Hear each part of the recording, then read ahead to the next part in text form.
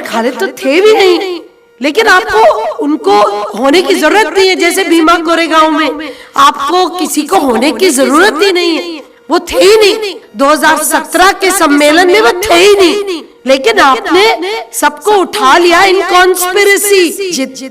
बहुत सारे साथी हमारे इस वक्त जेल में इस सेक्शन 18 के तहत है। भीमा कोरेगांव के सारे लोग, आधे तो पहुंचे भी नहीं थे।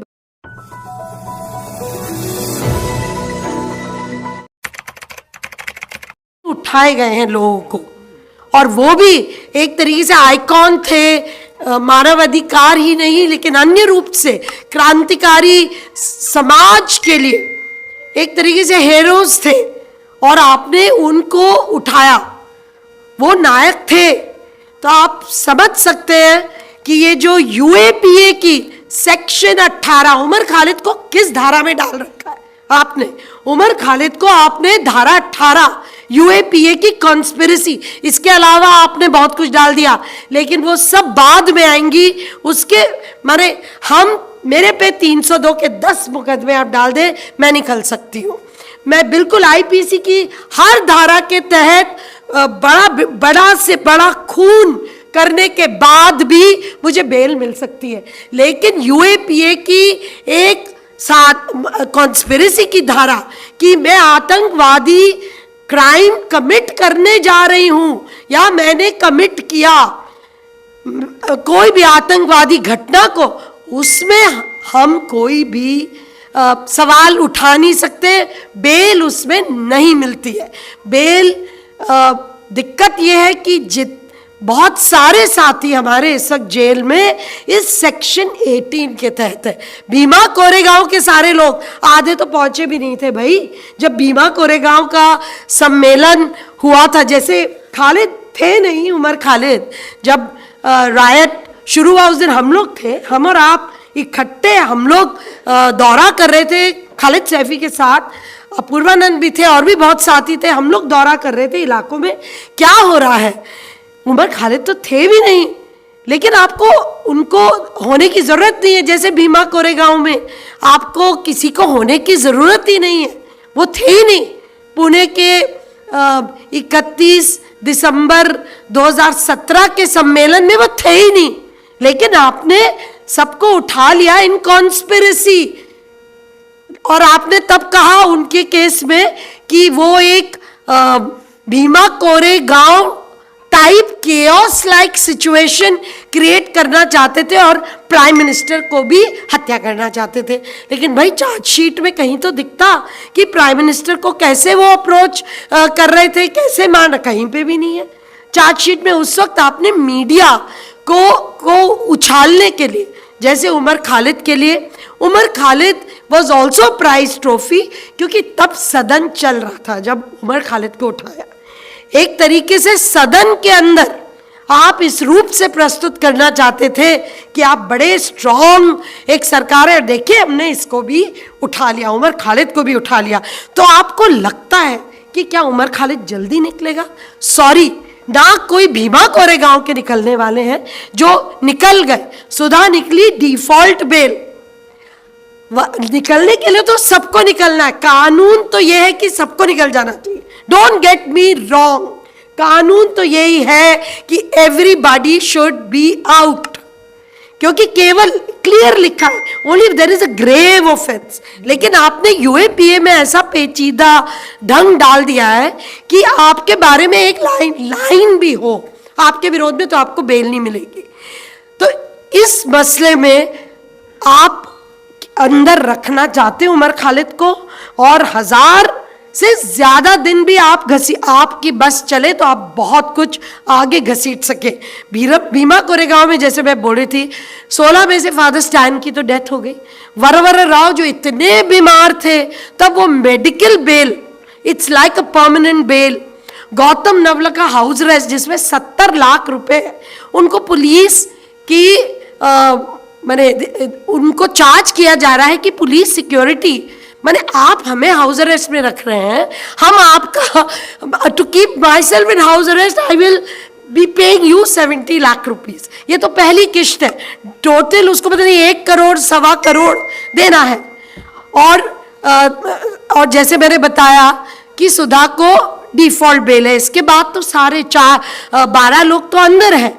और यहाँ पर भी आपके आसिफ इकबाल तन्हा, देवांगना और नताशा के अलावा किसी 21 में से किसी को भी आपने बेल नहीं दी है।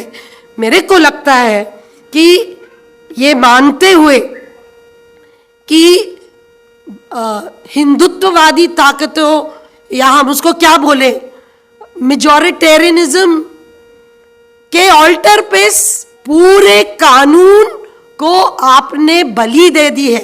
You have sacrifice the law at the alter of majoritarianism. ये चीज हम लोगों को कहीं ना कहीं हमें कैसे भी करके हमें तोड़ना है। ये जो कंसेंसस मेजॉरिटी हिंदू कम्युनिटी का है, और आपको विश्वास नहीं होगा, उमर खालिद को अंदर रखने का भी जबरदस्त कंसेंसस, जैसे भीमा, आम लोगों में ये कंसेंसस है। हमें इस चीज को बिल्कुल तोड़ करना होगा, और हमें पहली मांग उमर खालिद के साथ साथ मैं इस पूरे सभा में कहना चाहूंगी, release them all but introduce bail in UAPA, which you have snatched away through a judgment. Bail has to be reintroduced in the UAPA. तो ये हमारी पहली मांग। हम चाहे उमर खालिद, खालिद सैफी या अन्य दिल्ली गुलफिशा, क्या किया, उसका क्या था, सारे असर्टिव जितने भी युवा लोग, जैसे आप पूर्वानंद कह रहे थे, जो असर्टिव थे, जो खड़े होके कह रहे थे कि संविधान की स्पिरिट से हम जिएंगे, प्रिएम्बल ऑफ द कॉन्स्टिट्यूशन में हमारी संविधान का स्ट्रक्चर है, संविधान का स्पिरिट है। तब वाइस प्रेसिडेंट ऑफ इंडिया वो हमारे राजस्थान के हैं, जगदीप धनखड़, और उनके साथ साथ जो पूर्व लॉ मिनिस्टर किरण रिजिजू, सारे लोग जुडिशरी पर हमला कर रहे हैं कि आप हमसे छोटे हैं, लेजिस्लेचर बड़ा है, आप हमसे छोटे। तो देखिए भैया, सारी लड़ाइयां, सारे मोर्चे एक साथ हम लोग नहीं खोल पाएंगे। मानव अधिकारों की लड़ाई में हमें हमें तो निकालना है। जो लार्जर क्वेश्चन है CNRC, we will deal with it later, we will deal with it, we have to deal with it. लेकिन लेट्स फोरग्राउंड हमारे साथी लोग, जो बेवजह बेगुनाह साथी जो अंदर हैं, ये political prisoners like of Bhima Koregaon, like of the Delhi riots and others, उनको निकालने की मुहिम को हम एक साथ करें। इंट्रोड्यूस बेल और जुडिशरी को जवाबदेह बनाने की, ये साथ साथ उमर खालिद को निकालने की लड़ाई, खालिद सैफी व अन्य को निकालने की लड़ाई जुड़ी हुई है हमारे UAPA में बेल को वापस स्थापित करने की लड़ाई और जुडिशरी को जवाबदेह बनाने की लड़ाई।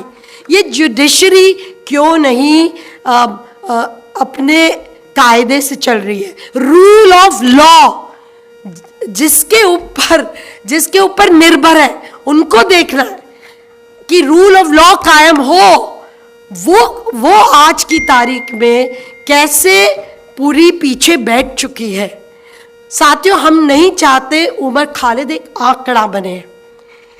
बेल 2018 में जब 1:4 PUCL ने एक स्टडी किया, UAPA जो भी डेटा था, हमने पाया कि 2018 में जब लगभग 1500 केसेस थे, तब 16% लोगों को ही बेल मिला। 2020 में जब 1300 प्लस लोग गिरफ्तार हुए तो 16.8% लोगों को मिला, और ये धीरे धीरे बढ़ता गया। लेकिन अगर आप देखें कन्विक्शन, आपने लोगों को 10 साल, 14 साल, 15 साल, मणिपुर, असम, इन जगह सबसे ज्यादा, और आपने 15-15 साल रखा लोगों को। और आपका अरेस्टी कन्विक्शन रेट क्या है? पर अरेस्टी 22.8, 3% से भी कम। तो साथियों, और आईपीसी में क्या है 22%, एक चौथाई। मेरा मानना है साथियों, उमर खालिद या अन्य कोई एक आंकड़ा नहीं है, ये हमारे अपने साथी हैं। हमें इन अपने साथियों को निकालना है, और इसके लिए हम क्या क्या कर सकते हैं।